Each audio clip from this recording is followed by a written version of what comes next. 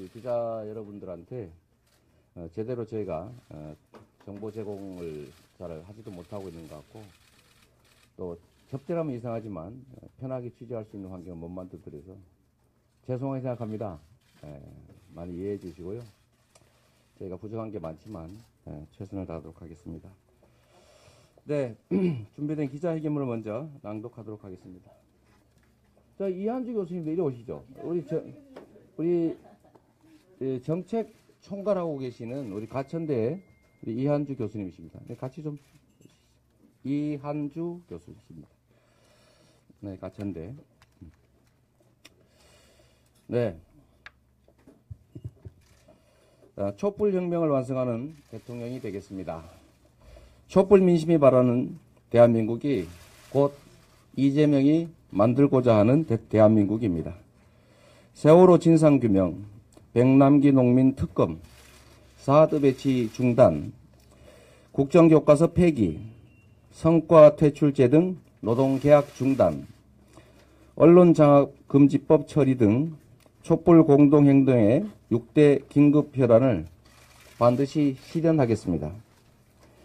6대 긴급현안을 포함한 30대 과제 또한 일부는 이미 저의 공약으로 발표되었고 나머지는 모두 공약에 포함시킬 것입니다. 촛불의 거대한 분노와 열망은 반드시 실현되어야 합니다.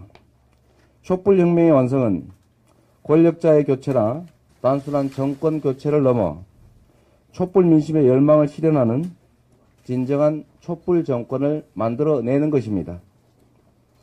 약속은 누구나 할 수 있습니다. 그러나 실천은 그가 살아온 삶 그리고 정치적 삶의 역정을 살펴봐야 합니다. 재벌과 부패 권력 등 모든 기득권으로부터 자유로운 유일한 후보, 촛불의 시작부터 마지막까지 촛불의 대의에 초지일관 충실한 저 이재명이야말로 단순한 정권 교체가 아니라 진정한 세상 교체를 이뤄낼 수 있습니다. 무엇보다 야권 연대에 큰 판을 만들고 촛불 연정에 대의를 이뤄낼 수가 있습니다. 촛불 혁명의 완성을 위해 다음과 같이 약속드립니다. 첫째, 정권 교체 후에도 박근혜 게이트에 대한 수사와 처벌을 철저하게 진행하겠습니다. 그리고 그들이 취한 직간접 범죄 수익은 끝까지 추적해서 마지막 일원까지 환수하겠습니다. 수사 기소권을 가진 세월호 특검법 제정으로 한 톨의 의문도 없이 진실을 밝히고 세월호를 조기 인양하겠습니다. 불법으로 폐쇄된 개성공단을 재가동하고 6만여 명 종사자들의 피해를 신속하게 배상하겠습니다. 고의적 불법을 저지른 박근혜 대통령에게 구상 청구를 하겠습니다. 금강산 관광과 이산가족 상봉을 신속히 추진하겠습니다. 넷째, 문화예술인들의 명예를 회복시켜 창의와 자유가 넘치는 매력적인 사회를 만들겠습니다. 인간의 기본권인 양심과 자유, 양심의 자유, 표현의 자유, 그리고 문화예술의 자유를 침해한 블랙리스트는 최악의 범죄 행위입니다. 대다수 문화예술인들은 자신들의 생계를 걸고 자유를 지켜온 자랑스러운 시민들입니다. 이 자리를 빌려 문화예술인들에게 진심으로 존경과 지지의 마음을 보냅니다. 블랙리스트 범죄에 대해서는 한 분 한 분이 받은 피해를 철저히 조사하고 배상하겠습니다. 공권력을 남용한 자들은 형사처벌 외에 민사적 책임까지 물어서 다시는 고의적 인권 침해가 재발하지 않도록 하겠습니다. 문화예술에 대해서는 지원하되 간섭하지 않는다는 원칙을 철저히 지키겠습니다. 다섯 번째, 국민소환, 국민발안제 도입과 국민투표, 주민투표 등의 확대를 통해서 직접 민주주의 제도를 확장하겠습니다. 주권자인 국민의 권리를 확대하겠습니다. 여섯째, 박근혜 정부에서 영업이익 550억 이상인 440개 대기업들이 감면받던 법인세 특혜를 정상화해서 매년 평균 15조 원씩을 환원시키겠습니다. 일곱 번째, 상속 증여세를 철저히 징수해서 불법적인 재산 대물림을 막겠습니다. 여덟 번째, 뉴딜 성장과 공정경제 질서 회복을 위한 재벌체제, 즉 황제경영 해체를 할 수 있도록 공적 연기금이 국민의 입장에서 정상적인 의결권을 행사하도록 하겠습니다. 아홉 번째, 범죄수익환수법, 일명 이재명 대청소법이라고 이름을 저희가 붙였습니다. 범죄 행위로 인한 직접 간접적 범죄 수익을 모두 소급해서 몰수하겠습니다. 그렇게 해서 대한민국을 정경유착의 청정지대로 만들겠습니다. 고의적 범죄 행위에 대해서는 전면적인 징벌배상제 도입으로 범죄로는 축제할 수 없다고 믿어지는 나라를 만들겠습니다. 열 번째, 국가정보의 사적 이용을 감시하고 기록 및 정보를 시민들이 공평하게 이용할 수 있도록 국가기록정보위원회를 신설해 운영하겠습니다. 11번째, 공익을 위해 내부 부정을 제보한 내부 제보자를 철저히 보호하겠습니다. 공익신고자 지원재단 설립, 불이익 처분에 대한 제재 강화 및 징벌배상을 도입합니다. 12번째, 자랑스러운 대한민국 주권자들이 2016년부터 어떻게 뒤틀어진 세상을 바로잡았는지 영원히 기록으로 남기기 위해 청와대에 촛불혁명 기념관을 설치하겠습니다. 촛불시민 여러분과 함께하는 모든 날들이 저에게는 영광이고 축복입니다. 좌고우면하지 않고 초지일관 뚜벅뚜벅 앞으로 나아가겠습니다. 촛불혁명의 완성에 헌신하겠습니다. 감사합니다. 질문 응답하기 전에 잠깐 소개 시간을 갖도록 하겠습니다. 아까 잠깐 말씀드렸지만 아직도 공개 대표가 없는 베일 뒤에 가려져 있는 저희 정책 연구단을 이끌고 계신 이한주 가천대 교수님이십니다. 다시 인사드리겠습니다. 힘없고 어려울 때 함께해 주신 귀한 의원들이십니다. 우리 유승희 삼선 의원이십니다. 감사합니다.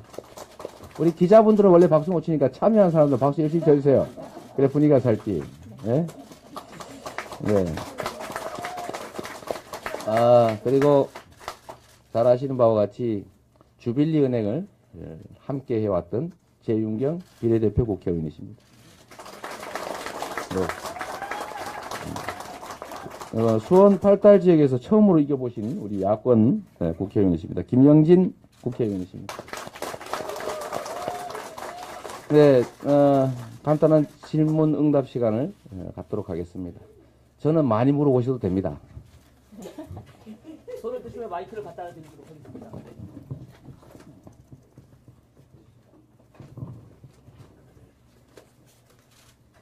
시장님 질문 네. 하나 드리겠습니다. 여기 보면 개성공단 재가동에 대한 공약을 지금 말씀하셨는데요. 네.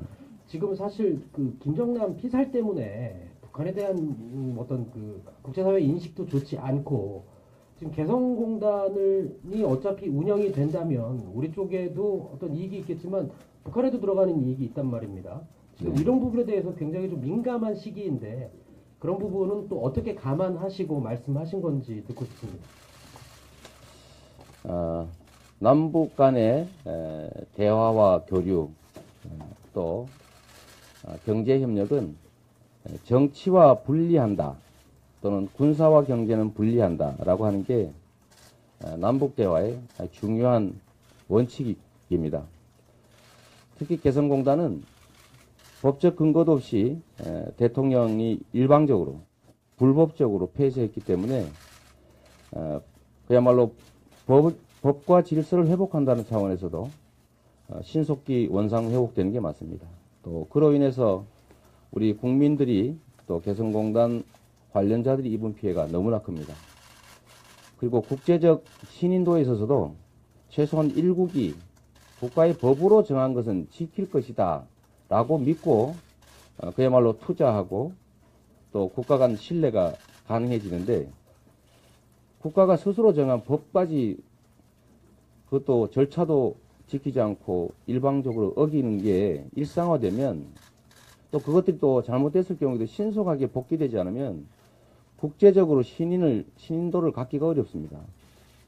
개성공단 문제는 그게 남북교류협력법상 아무런 법적 근거도 없이 불법으로 또 정부의 강권에 의해서 일방적으로 폐쇄됐기 때문에 복구하는 것이 원칙적으로 맞습니다. 그리고 그것이 지금 최근에 현재 상황과 약간 어긋나는 면이 있다고 할지라도 그것조차도 대한민국의 평화와 안정, 또 남북 간의 교류와 소통을 통한 군사적 긴장과 대결의 완화라고 하는 측면에서 필요한 일이기 때문에, 필요한 일은 약간의 상황 변화가 있더라도 한다라는 점에서 저는 오늘 이 얘기를 포함시킨 것이고, 이미 김정남 피살 사건 이전에도 수차례 얘기한 것이기 때문에 정리해서 오늘 말씀드린 겁니다. 국가의 정책이라고 하는 것이 그야말로 잔물결, 작은 변화 때문에 수시로 이리 왔다 저리 왔다 이렇게 변경하게 되면 그거야말로 안정성을 해치는, 또 신뢰를 해치는, 또 국가의 권위, 즉 요즘 많이 유행하는 소위 국격을 훼손하는 일이기 때문에 저는 약간의 변화가 있다고 하더라도 그냥 해야 된다고 생각합니다. 네, 또 혹시 네, 말씀하시죠. 여기 마이크 가죠. 네. 마이크 전달을. 그 법인세나 상속 증여세 철저하게 징수한다고 말씀하셨는데, 그 국회부터 먼저 설득해야 될 걸로 네. 생각이 되는데 그런 보관이 있으신지, 그 다음에 그런 기득권들의 저항이 커서 쉽지 않을 것 같은데 또 이거에 대한 대책이 있으신지 네. 궁금합니다. 우리가 불공정하고 불평등한 나라를 공정하고 평등한 나라로, 그래서 기회가 넘쳐나서 모든 국민이 희망과 꿈을 갖고 살아갈 수 있는 나라, 그리고 국가의 모든 자원과 기회가 제대로 활용되는, 그래서 국가가 발전하는 나라를 만들기 위해서는 이 불평등한 구조, 불공정한 구조로 이익을 보고 있는 세력 또는 사람들의 저항을 넘어서야 합니다. 그 저항을 넘어서지 않고 또 그 저항을 피해서 새로운 나라 만들 수 있다고 하는 것은 그야말로 빈말 허언입니다. 지금 법인세, 우리나라는 제가 말이 좀 길어 미안합니다만 경기 침체를 이겨내기 위해서는 첫째로는 국민들의 가처분 소득이 늘어나서 구매력이 살아나야 합니다. 소위 내수 경기 침체가 이번 경기 침체의 주요 원인 중에 하나이기 때문에 내수 경기를 살려야 하고, 내수 경기를 살리기 위해서는 국민들의 가처분 소득이 늘어나야 하고, 국민들의 가처분 소득을 늘리기 위해서는 그야말로 노동 분배율, 노동자들의 몫을 늘리는 것에 더해서 조세를 통한 재분배, 즉 고액 소득자, 고수익 기업들에 대한 증세와 복지의 확대가 필수적입니다. 그것 없이는 유효 수요를 늘려서 경제를 살릴 수가 없습니다. 그런데 국가의 복지 확대, 즉 국민의 가처분 소득을 늘리는 방법으로는 결국 비정상적으로 낮아진 법인세를 정상화해서 공평과세 원칙으로 최대한 되돌아가야 된다는 겁니다. 당연히 10억 이상, 저희가 계획한 대로 10억 이상 초고소득자 6,000명에게 12% 정도의 증세, 새로운 과세 구간을 만들어내면 2조 4천억 정도가 생겨나고, 10억 이상이 대해서만 했을 때 또 440개 기업으로 추정되는 500억 이상의 법인소득 영업이익자에게 8% 증세를 하면 15조 원이 생겨나게 됩니다.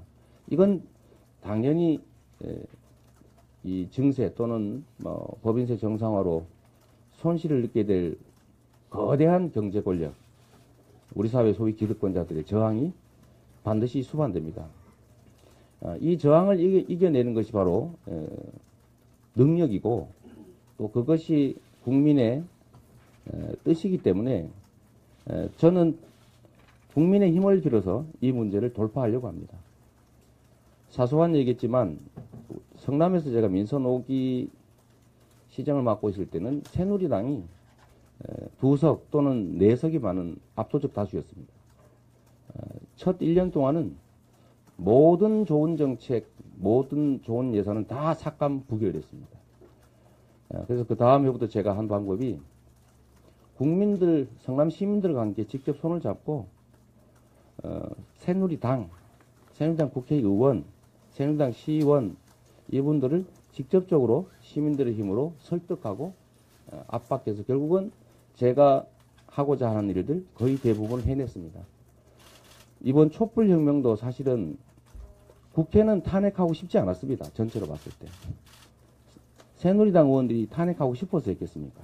결국 국민들의 그 열정과 에너지 때문에 어쩔 수 없이 국민의 탄핵 찬성률만큼 300명 중에 78% 정확하게 여론조사 탄핵 지지율과 합치하는 숫자의 국회의원 찬성을 끌어냈습니다.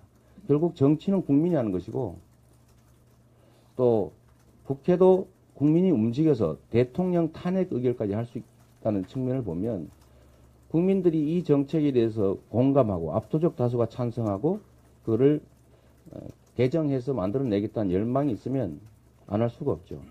결국은 이 개혁 정책을 밀어붙이는 힘은 국민과 소통하고 국민의 신뢰를 얻고 국민의 열망을 조직하는 방식으로 국민의 뜻이 관철되게 하면 가능하다고 생각합니다. 특히 저희가 하고자 하는 기득권에 대한 일부 원상복구, 법인세 정상화, 초고소득자 슈퍼리치에 대한 증세, 또는 뭐 국토보유세 신설 이런 것들은 압도적 다수 국민에게 혜택이 가는 일이기 때문에 정확하게 정보가 공유되고 설명하고 의견을 수렴한다면 저는 정치권이 거부할 수 없을 것이라고 확신합니다. 또 그렇게 할 수 있어야 됩니다. 또 질문 있으십니까? 네, 앞에 네. MBN 윤범기 기자라고 합니다. 오늘 아침에 지지율이 오랜만에 두 자릿수를 회복했는데 어떻게 평가하시는지 원인이나 두 자릿수 됐어요? 그렇습니다. 제가 8% 이하로 떨어지는 다음부터는 일부러 안 받습니다. 이 상처를 받을까봐. 제가 아무리 무덤덤한 척하고 하지만 아무래도 신경을 안 쓸 수가 없죠. 그래서 그럴 때는 외면하는 것이 좋은 방법이어서 그냥 제가 할 일에 집중했습니다. 지금 10% 넘었다고 하는 보도가 얼핏 저도 오면서 사실은 들었는데 거기에 연연하지 않으려고 합니다. 제가 지지율에 연연하니까 지지율이 떨어지더라고요. 오히려 그냥 제가 하고자 하는 일, 또 국민들에게 보여주고 싶은 저의 모든 면들 이런 것들을 성실히 보여드리고 또 잘 설명하고 또 함께 호흡하고 국민의 뜻이 어디에 있는지를 철저하게 낮은 자세로 찾아내고 그 국민의 뜻을 관철하기 위해서 겸허한 자세로 노력하는 게 국민들의 믿음을 얻는 그런 길이라고 생각이 됩니다. 다시 많이 차분해져서 원래 자리로 좀 되돌아온 것 아니냐라는 생각이 들고 앞으로도 낮은 자세로 국민들에게 저를 설명하기 위해서 진정성을 갖고 최선을 다하도록 하겠습니다. 감사드립니다. 어쨌든 적은 수겠지만 마음을 좀 바꿔주셨다는 뜻이기도 할 텐데 저에 대한 믿음 이런 것들이 조금 다시 살아나는 것 같아서 저로서도 기쁘고 또 우리 국민들께도 감사드립니다. 네. 네, 시장님 SBS 김용수입니다. 네네. 잘 안 보이네. 제 기자회견문 잘 읽어봤는데요. 네. 이게 보면 언제나 그렇듯이 이재명 시장의 말을 들으면 네거티브한 룰을 바로 잡아서 공정한 이재명식 공정경제를 만들겠다. 이런 거 네. 굉장히 많이 보이거든요. 선명하고. 근데 거기에 추가해서 포지티브한 무언가를 추가해서 더 발전시키겠다. 이런 부분은 아직도 조금 부족한 게 아닌가라는 생각이 들거든요. 그러니까 뭐 표현은 작살낸다는 표현은 이제 안 쓰시지만 아직도 그런 기조, 네거티브한 룰을 바꾸겠다라는 건 굉장히 많은데 거기에 포지티브한 무언가를 추가하겠다. 이런 건 좀 여전히 부족한 게 아니냐라는 생각이 드는데 어떻게 네. 생각하시는지. 뭐 그 점도 저희도 좀 가능하면 우리 정성호 의원께서 오늘 와주셨습니다. 감사합니다. 네. 뭐 지적하는 말씀이 일리가 있습니다. 저도 포지티브한 얘기로 저의 모든 기자회견문이나 제 발언을 다 채우고 싶습니다. 그런데 이 사회의 현재 최대 과제는 분명하게 정상을 회복하는 것이라고 생각됩니다. 정상을 회복한다고 하는 것은 즉 공정사회를 만든다고 하는 것은 이 불공정한 사회를 극복하고 또는 비정상을 극복하고 또는 불평등하고 불공정한 구조를 이겨내는 거죠. 기존의 기득권 구조를 우리가 이겨내지 않으면 새로운 질서가 사실 불가능합니다. 마치 알을 깨지 않으면 병아리가 될 수 없는 것처럼 말이죠. 그래서 우리가 불공정 경제를 시정해서 공정한 경제로 그야말로 이 정경유착을 넘어서 공정한 정치로 또는 불공정한 사회를 넘어서 공정한 사회로 이게 사실 동전의 양면입니다.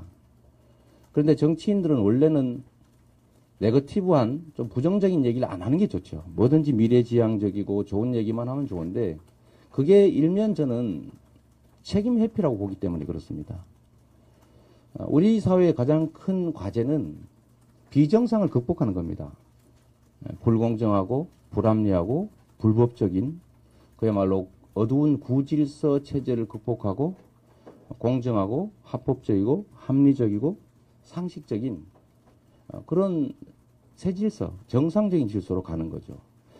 이 정상적인 질서 속에서 어떤 방법으로 더 나은 세계를 만들 것이냐를 고민할 수 있는 단계로 만드는 게 지금의 과제 같습니다. 저도 거기에 집중하고 싶어요.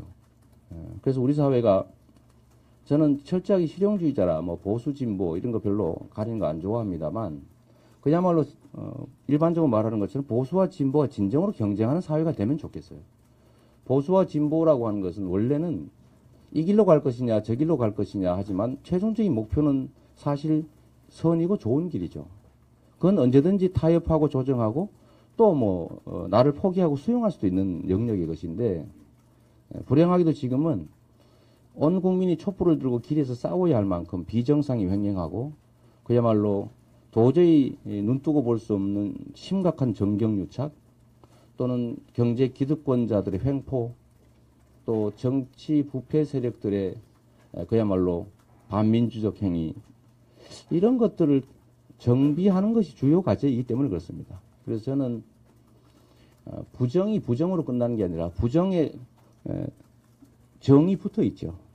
그래서 양면으로 저는 이렇게 얘기하는 겁니다. 그래서 앞으로는 좀 순서를 좀 바꾸기로 했어요. 그래서 가능하면 이런 나라를 만들기 위해서 이걸 고쳐야 됩니다. 이렇게. 지금까지 주로 이런 걸 고쳐서 이렇게 만들어야 됩니다 했더니 앞에 게 먼저 눈에 띄었던 것 같아요. 여전히 그게 남아있는 것 같습니다. 제가 오늘 지적을 듣고 보니까 그 지적을 제가 겸허히 좀 받아들여서요. 제가 마음먹은 것들을 좀 더 실현하도록 하겠습니다. 앞으로는 이런 사회를 만들기 위해서 이런 부분을 고쳐야 한다. 이렇게. 감사합니다. 네. 오늘 최초 원고에 보면 대연정이라는 표현이 있었는데, 네. 근데 이제 그 표현을 이제 바꿔서 말씀을 하셨는데요. 네. 그 시장님께서 생각하는 촛불 연정의 범위, 방식에 대해서 좀 듣고 싶고요. 네. 그리고 지금 특검 연장안에 대해서 이제 황교안 총리가 입장을 밝히지 않고 있고 그 문제를 이제 지금 국회에서 처리하는 것도 그 당 하나가 반대를 하니까 굉장히 어려워지고 있는 상황인데 이 부분을 촛불 연정을 통해서 어떻게 앞으로 극복해 나가실 건지 좀 답변 부탁드립니다.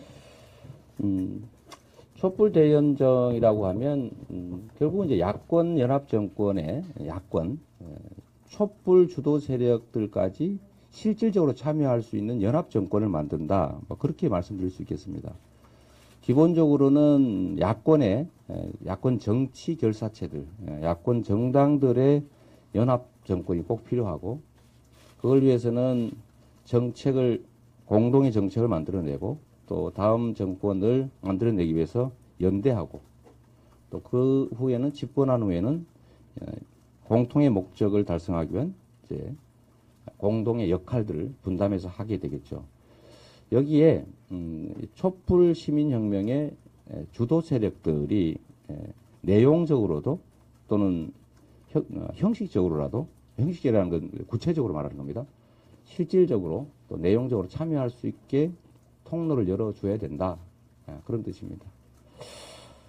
또 한 가지 특검 연장 문제에 대해서는 저는 현재 새누리당, 무슨 자유당인가로 이름을 바꿨나요? 아직 못 외워서 죄송합니다. 그냥 자유당으로 부르고 싶은데. 이승만 때 생각이 나서 좋은 것 같아요. 자유한국당이 반대를 하니까 아마 그게 국회 선진화법 요건에 미달해서 그러는 거겠죠.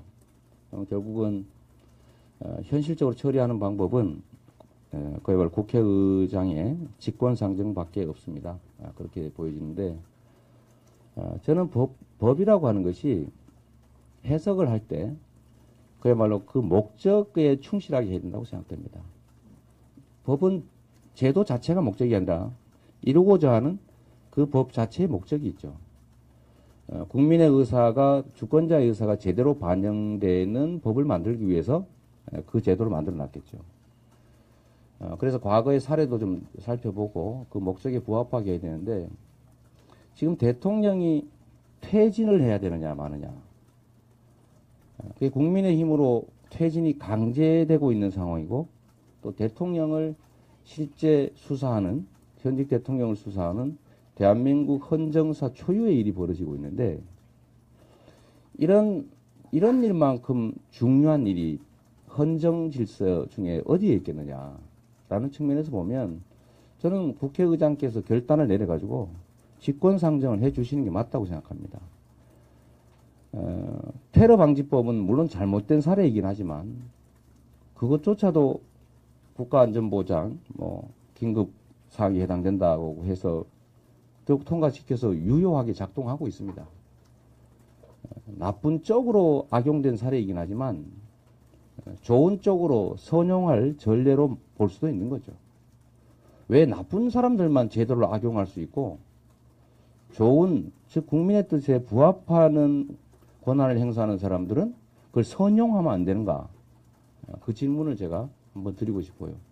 그래서 국회의장님께서 결단을 내서 국민의 뜻을 존중하고, 국회도 국민의 뜻을 받들어서 집행하기 위해 있는 대리기구니까 특검 연장안에 대해서 직권상정하시는 게 그야말로 촛불혁명의 대의에 부합하는 국회의장의 헌법상 의무다, 국민에 대해서 지고 있는 책무다라고 생각합니다.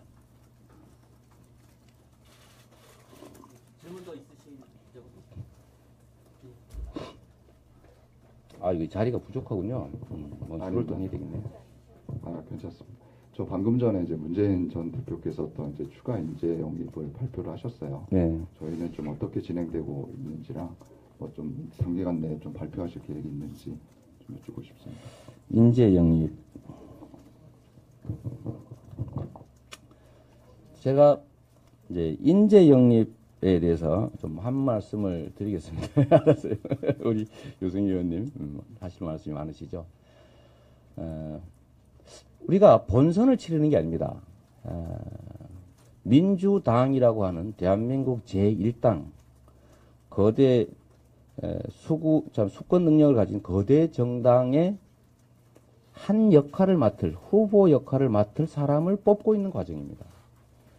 그리고 후보가 되면 당의 자원과 역량, 인물, 또 우리 모든 예비 후보들이 가지고 있는 인적 자원들을 포괄해서 모두에게 기회를 주고 당의 입지를 고려해서 당의 요구를 받아들여서 인재를 만들어야죠. 그런데 이게 당의 후보를 뽑는 과정에서 미리 개별 후보들이 다 자기 식구들 다 이렇게 만들어서 소위 인재 영입이라고는 하지만 자기 세력을 확장하는 거 아닙니까? 뭐 나쁘지 않지요. 그러나 그것이 마치 후보가 됐을 때 당에 있는 자원들과 충돌하게 될 때, 부딪히게 될 때 과연 어떤 현상이 벌어질지를 생각해 볼 필요가 있습니다. 그래서 당의 후보를 선정할 때는 그 후보 개인의 역량과 또 실적과 철학과 비전 이런 걸 봐야지 그 주변에 얼마나 많은 사람을 끌어들였느냐로 판단하게 되면 사실은 이게 정당 정치에 반하지요. 정당이 부수적인 끌려다니는 도구가 아니지 않습니까? 분명히 해야 될 거는 정당을 마치 우리가 거대한 아주 쉽게 예를 들면 로봇 태권브이 같은 거라고 볼 수 있죠. 엄청난 인력과 권력과 조직을 갖추고 있습니다. 그 당을 지휘할 조정관을 잡을 철수와 영리 중에서 누구를 고르는데 그 중에 철수가 온갖 갑옷에다가 온갖 무기, 장비 막 다 챙기고 있는데 그 조정관을 잡히면 어떻게 되겠습니까? 조정관을 잡을 역량이 되느냐를 가지고 따져야지 얼마나 많은 장비를 갖췄느냐로 따지면 로봇 태권부인 의미가 없죠. 정당은 의미가 없어집니다.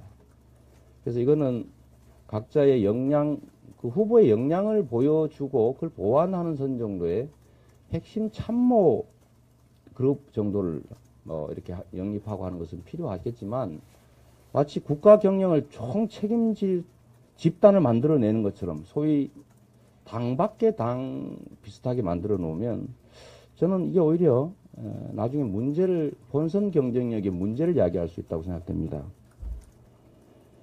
물론 저희가 이제 저도 솔직히 개인적으로 많이 영입하고 싶기도 하고 또 한때 지지율이 조금 올라갈 때 많은 분들이 사실은 자원해 주셨어요. 제가 안 받았습니다. 미안하지만. 저도 좋을 때가 있었지 않습니까? 엄청난 많은 수가 저한테 제안했어요, 사실은. 그래서 제가 사양했죠. 이름만 대면 알만한 분들 엄청나게 많았습니다. 그러나 제가 한 분도 얘기한 일이 없고, 제가 그 이유는 후보가 됐을 때, 우리 당의 자원과 또 저와 인연 맺지 않은 좋은 인재를 써야 되기 때문에 미리 많이 해놓으면 그 자리를 감당할 수가 없게 되죠. 그래서 저는 인재라는 측면에서는 내 사람이냐, 나와 가까우냐, 나한테 빨리 와서 도와줬느냐, 전혀 고려할 수는 없겠지만, 그건 정말 극히 일부분이고, 나와 다른 영역에 있든, 하다못해 상대 진영에 있더라도, 역량이 뛰어나고, 또 소위 탕평 인사를 하기에 적합한 인사라고 판단이 되면 많이 써야죠.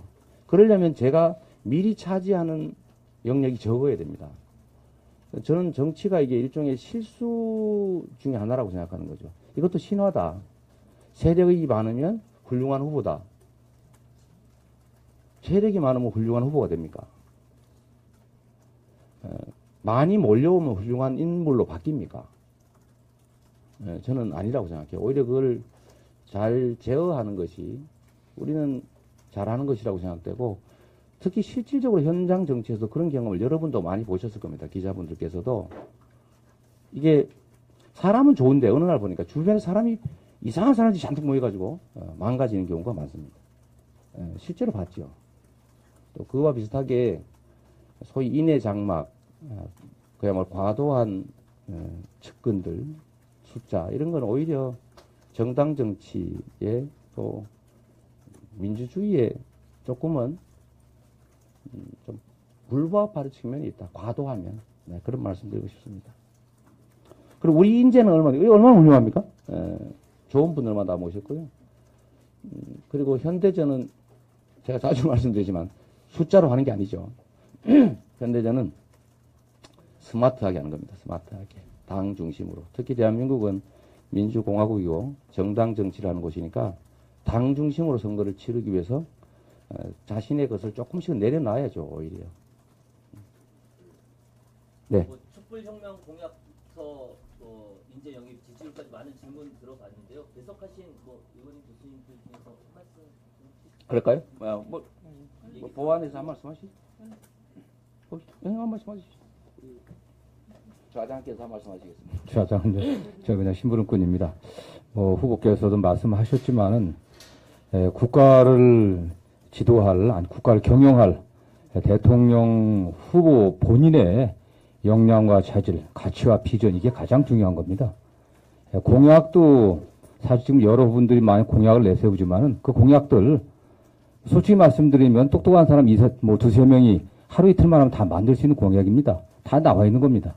그러나 그 공약을 과연 어떠한 프로세스를 거쳐갖고 어떻게 실천할 건지, 실천할 의지가 있는지 그 공약을 또는 정책을 확실히 내가 내재화해갖고 나의 것으로 만들어갖고 또 상대 진영과 또 국민들을 설득해갖고 성과를 낼 수 있는지 이런 것들이 중요한 것 같습니다. 우리가 과거 박근혜 대통령 같은 경우도 얼마나 많은 세력, 얼마나 많은 좋은 공약들을 내세웠습니까? 그러나 그 많은 좋은 사람들, 그 많은 공약들 다 어디로 갔습니까? 중요한 게 후보, 대통령 본인의 자질과 능력, 도덕성, 그의 가치입니다. 그런 면에서 지금 우리 당의 그 경선 과정이 매우 부족한 점이 많다고 봅니다. 국민들에게 후보들이 어떠한 능력을 갖고 있는지, 어떠한 가치를 갖고 있는지를 보여줄 수 있는 그런 장들을 빨리 만드는 게 시급합니다. 지금 다 여러분도 아시는 것처럼 대선 선거운동 경선하고 또 사람들 모아갖고 여러 가지 이제 자문 세력을 이렇게 발표하는 그게 다 선거운동이면서 탄핵이 아직 끝나지 않았으니까 토론은 안 된다. 후보 검증은 나중에 하자. 이런 건 잘못된 논리라고 생각하고요. 저는 그런 면에서 빨리 후보들을 갖다 국민들이 직접 비교해갖고 어떤 사람들이 정말 대통령으로서의 자격을 갖추는지 이걸 판단할 수 있게 당에서 빨리 그러한 조치들을 좀 취해야 된다고 좀 생각을 하고 있습니다. 좀 전에 정성호 의원님 말씀하신 데 덧붙이자면 이 탄핵 국면이기 때문에 후보자 간의 직접 토론회가 정말 절실합니다. 우리 당의 경선 주자들이 바로 우리 당의 지금 스피커입니다. 그렇기 때문에 이 탄핵을 더 국민의 촛불 민심에 따라서 확실하게 인용할 수 있는 그런 자신감을 불러일으키고 또 그런 촛불 민심의 열기를 더욱더 모아 나가기 위해서라도 이득과 불이익을 따지지 말고 후보자 간의 경선 과정에 있어서의 열띤 토론회를 빨리 조속히 열 것을 촉구드립니다. 그리고 아울러서 후보자 검증이 진짜 굉장히 절실합니다. 그런 측면에서 봤을 때는 지금 공정사회 건설을 위해서 지금 수많은 이런 적폐, 그동안 수십 년 동안 쌓아진 그런 적폐를 청산할 수 있는 적임자가 누구인가라고 하는 것에 대해서는 반드시 검증 절차가 필요합니다. 그러기 위해서는 후보자 검증위원회 설치도 촉구하는 바입니다. 이상입니다.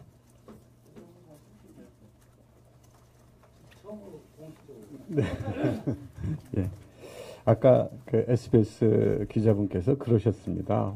왜 자꾸 네거티브 하느냐, 뭔가 좀 긍정적인 게 없느냐라고 얘기하는데 사실은 저희라고 왜 국가를 앞으로 어떻게 끌어가겠다. 지금 여러분도 아시는 대로 국가가 노란의 위기에 처해 있는데 어떻게 끌어가겠다 하는 게 왜 없겠습니까? 저희들이 이제 되게 다 준비되어 있는 그런 상황임에도 불구하고 현재는 촛불에 더 집중할 때 현재의 전국상이 촛불이 제도화되는 과정에서 좀 이완된 감은 있지만 여전히 굉장히 위험하고 굉장히 긴급한 상황이다라고 하는 점에 대한 후보와 캠프 진영의 위기가 반영되어 있는 거다. 이렇게 말씀드릴 수 있겠습니다. 이게 좀 진정이 되고 이게 이제 전 진실로 안정이 되어진다라는 느껴지는 순간 저희들은 지금까지 이렇게 이제 적폐를 청산했으므로 앞으로는 이러이러한 정책으로 나아갈 것이다라고 하는 것을 기분 좋게 상쾌하게 아마 후보께서 말할 수 있지 않을까 이렇게 생각합니다. 감사합니다. 네, 이제 그만 제 의원님 한 말씀 하시면 네, 감사합니다. 정리삼아 한 말씀드리면 우리 정책 연구진들은 조만간 우리 구성이나 이런 거 한번 발표 한번 하시겠죠? 네, 한번 하시게 될 테고요. 그때 봐주시고 정책 준비의 세밀함이나 뭐 이런 거는 제가 자부합니다. 대한민국 최고의 또 신원을 밝힐 수 없는 분들이 많이 도와주고 계세요, 사실은. 뭐 이런 말씀드리기 좀 그렇지만 공개하지 말아야 될 그런 요구를 조건으로 그냥 도와만 주시는 분들이 워낙 숫자들도 많고 해서 공약의 세밀함이나 또 실현성 이런 것들은 뭐 타의 추종을 불허한다고 자부합니다. 그리고 우리 표현의 방식이 좀 그래서 그렇지 뭐 미래 전략에 관한 얘기도 다 사실 포함되어 있습니다. 순서를 좀 바꾸는 바람에 또 강조점을 과거 청산에 좀 많이 찍다 보니까 그렇게 됐으니까요. 촛불혁명이 지나가면 그야말로 다시 정상적으로 미래를 향해 질주하는 그런 모습들을 보여드릴 수 있을 것 같습니다. 네, 저도 한 말씀 꼭 드리면 국민들은 자신들이 낸 세금으로 운영되고 있는 자신들이 대표하는 정당이 어떤 후보를 내는가에 대해서 자세하게 보고 듣고 만져보고 선택할 권리가 있습니다. 그런데 지금처럼 누구는 백화점 쇼윈도우 가장 좋은 자리에 아주 아름답게 포장된 상태로 전시되어 있고 누구는 저기 뒤에 물건 창고에 갇혀 있으면서 그야말로 찌라시라고 하나요? 그런데 사진 하나 찍혀서 돌아다니고 있는 그런 상태라고 할 수 있는데 이제 국민들이 실제로 구매를 결정해야 될 단계가 다가오고 또 시간도 많지 않기 때문에 저는 우리 국민들에게 그 우리가 팔아야 될 또는 국민들이 선택할 대상에 대해서 직접적으로 눈앞에 제시하고 판단하고 고를 수 있는 기회를 주는 게 의무라고 생각합니다. 지금처럼 선거운동 다른 건 다 하면서 다른 건 다 하고 뭐 정책 발표도 하고 하는데 토론은 안 된다. 그건 국민에 대한 예의가 아니다. 그리고 이게 또 다른 깜깜이 선거를 만들 수 있다. 우리가 이 깜깜이 선거 또 검증 없는 선거를 통해서 얼마나 큰 피해를 입었습니까? 제가 뭐 더 낫다는 얘기는 아니고 나 그 깜깜이 선거의 가능성 이런 것들을 없애기 위해서라도 많은 또 빠른 시간 내에 그냥 원고지 써와서 읽는 이런 토론이 아니라 그가 무슨 생각을 하고 있는지 불의의 질문에 대해서 어떻게 답하는 사람인지 한 국가를 운명을 결정할 사람이 누군가를 가리는데 미리 질문 써주지 않으면 말할 수 없는 상황일지도 혹시 모르는 사람이 있을 수도 있지 않습니까? 그래서 그게 저일 수도 있습니다. 혹시도 오해해가지고 누굴 그랬다고 하지 말아주시고 그래서 국민들이 선택할 수 있는 기회를 꼭 주셔야 된다. 그건 의무다. 라는 말씀을 꼭 한번 드리고 싶습니다. 당장 오늘 밤 내일이라도 시작하는 게 좋지 않을까 싶어요. 안 해야 될 이유가 없지 않습니까? 우리 언론인 여러분들께서 좀 많이 불러서 초청 토론회도 좀 열어주시고 안 오면 안 오는 대로 오는 사람만 가지고도 좀 할 수 있게 그렇게 좀 해주십시오. 원래 옛날에는 그렇게 했던 것 같은데 국민들이 선택할 기회를 좀 줬으면 좋겠다 말씀으로 마치겠습니다. 감사합니다. 네.